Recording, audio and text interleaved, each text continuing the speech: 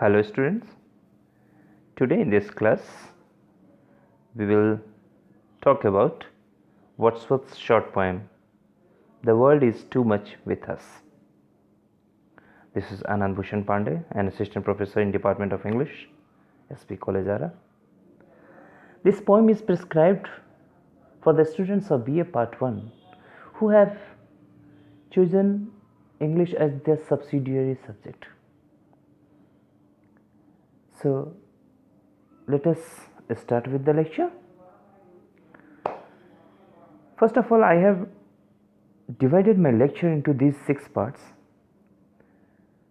about the poem, then text of the poem, then explanation, text and explanation of first stanza, text and explanation of second stanza, and then the third one, and after that at the end of the lecture we'll talk about the conclusion.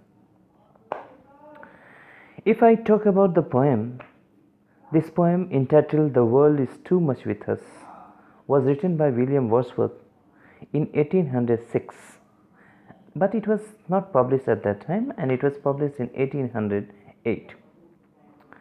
This poem is written in the form of a sonnet. As you know that sonnet is a 14 iambic pentameter lines that revolves around a single thought.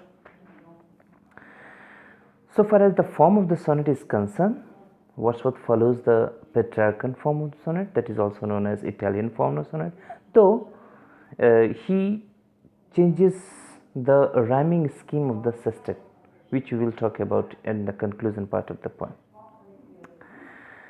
The theme of the poem is that, the occasion of the poem is that Wordsworth was very much displeased and he felt uneasy with the growing materialistic attitude of people during his time. And this emotion of disgust and this feeling of uneasiness finds expression in this poem. The world is too much with us. If we go through the text of the poem, it reads like that: The world is too much with us late and soon. Getting and expanding we lay waste our powers. Little we see in nature that is ours. We have given our hearts away a sordid boon. The sea that bears her bosom to the moon, the winds that will be howling at all hours, and are upgathered now like sleeping flowers. For this, for everything we are out of tune. It moves us not, great God. I would rather be a pagan, suckled in creed outworn. So might I, standing on this pleasantly, have glimpses that would make me less forlorn. Have sight of Proteus rising from the sea, or hear old Triton blow his wreathed horn. This is how the poem goes on. So let us first start with the first stanza, which is of 4 lines. The world is too much with us. Here the world stands for materialistic world. It means the world that is full of physical pleasure, full of worldly pleasures. So we means the people, though he addresses the people of his time, but we can still apply this theme, this occasion to us even now in this period in which we are living.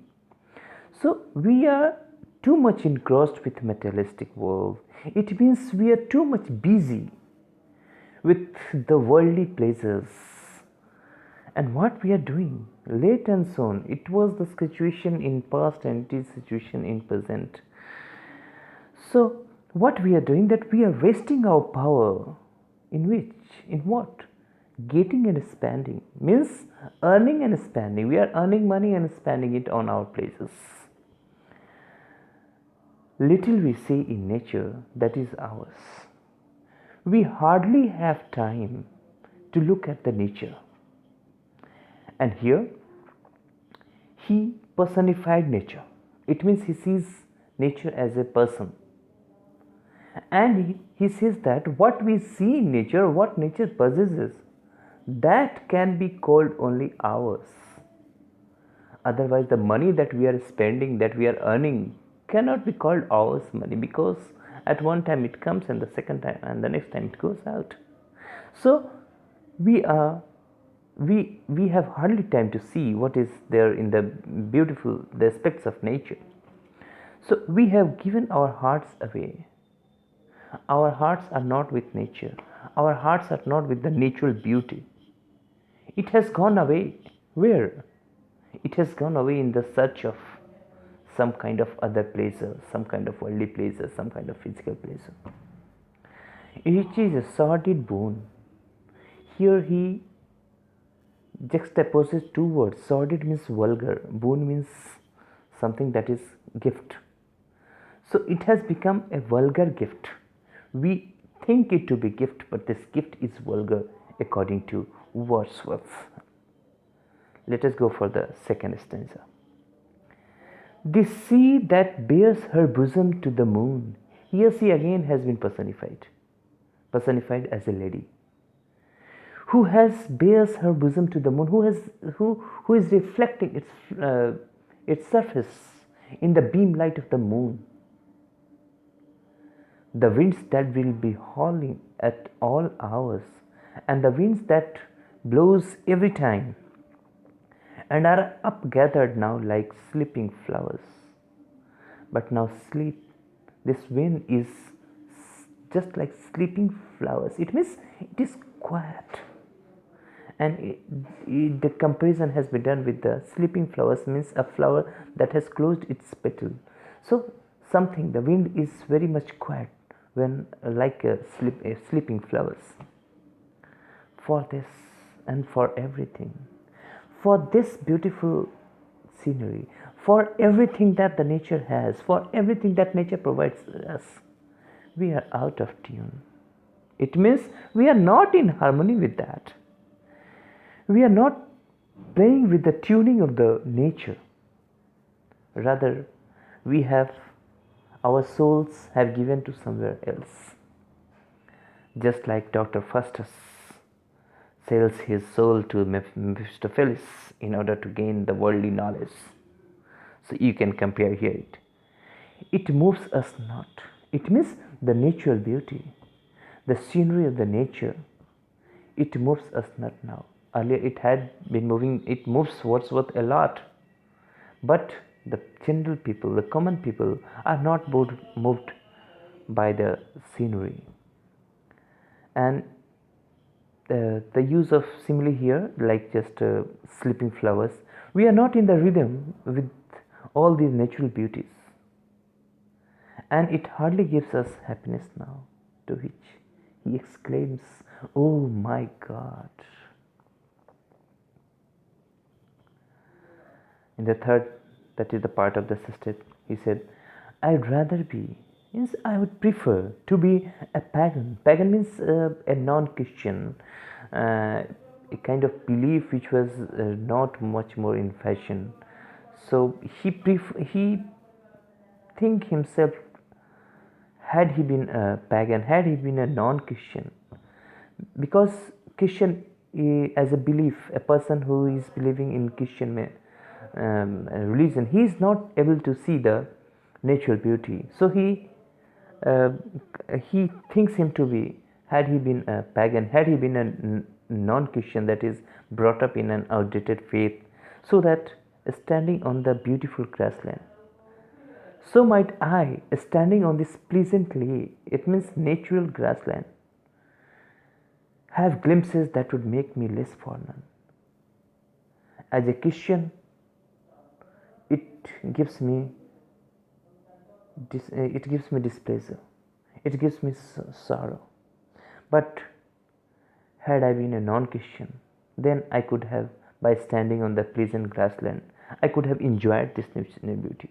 I could have the sight of the sea god, Proteus. Proteus is a sea god in mythology, rising from the sea. He could have seen the god rising from the sea. Or here old Triton. Triton is also a sea god.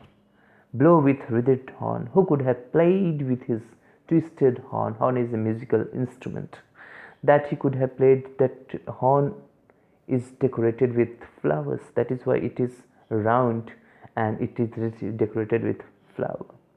So had he been a non-Christian, he would have enjoyed this scenery, because as Christian, a Christian is not able to enjoy the natural beauty because he has given his arts away from the natural beauty. So let us come to the conclusion. The poem was written in 19th century, yet it is still relevant today. We can also see people how in our age they are busy with the worldly pleasure and they have hardly time to enjoy natural beauty. We are obsessed with material achievement to such an extent that we have gone far away from the nature. We have exchanged our spiritual power for vulgar gains of earthly objects.